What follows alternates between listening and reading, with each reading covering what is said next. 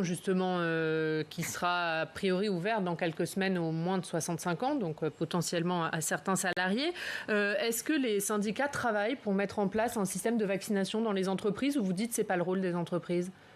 Pour l'instant, il n'y a pas de discussion, puisqu'il y a des personnes vulnérables ou des personnes de plus de 65 ans qui sont les premiers intéressés, et on manque de vaccins. Nous, notre position, c'est qu'évidemment, il y a les soignants aussi qui devraient être vaccinés rapidement. Évidemment, dès que les doses seront arrivées ou qu'elles seront là en quantité suffisante, on peut faire des vaccinations dans les entreprises. Le problème, c'est qu'on a cassé la médecine du travail, donc il n'y a plus ou beaucoup moins de personnel soignant dans les entreprises, médecins, infirmières. C'est un vrai problème, y compris dans cette période où on en parlait, il y a beaucoup de risques psychosociaux. Et puis, il faut que cette vaccination ne donne pas lieu à des discriminations. Donc, il faut du secret médical. On peut imaginer, vous allez dire que je diabolise, mais certains employeurs qui disent pas de vaccination, pas de travail. Oui. Il y a un sondage IFOP qui est paru dans Le Parisien le 17 janvier dernier, il y a 2 semaines, qui disait que 50% des Français étaient favorables à un passeport vaccinal dans les entreprises. Est-ce que c'est votre cas ? Pour l'instant, compte tenu de la situation, on ne peut pas parler de passeport, puisque quand tout le monde sera quand il y aura des doses suffisantes, des vaccins suffisants, on peut se poser la question. Enfin, d'autres vaccins...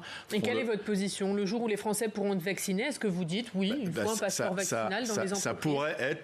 Ça pourrait faire l'objet d'une vaccination obligatoire. Je ne suis pas spécialiste, comme d'autres vaccins, quand on est à la naissance, etc. etc. On a déjà des livrets de vaccination. Donc vaccination obligatoire pour les salariés ? Je vous dis... Non mais vous n'y êtes pas opposé. On peut l'imaginer, oui. Si les scientifiques, les médecins le considèrent, ça peut faire partie des vaccins obligatoires, comme d'autres vaccins. On le fait pour les enfants régulièrement. On l'a bien compris, vous êtes très clairement favorable à la vaccination. Vous encouragez les Français à se faire vacciner.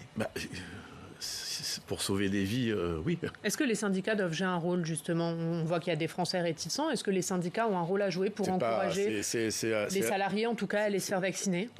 C'est à la science, et je pense que de ce point de vue-là, on entend beaucoup de choses. C'est au gouvernement de faire ce boulot. Nous devons veiller à ce que les salariés soient protégés dans les entreprises.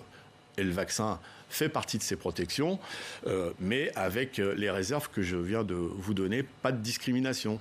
On va parler du télétravail, question qui se pose évidemment en ce moment. Fabrice. Et oui, le télétravail.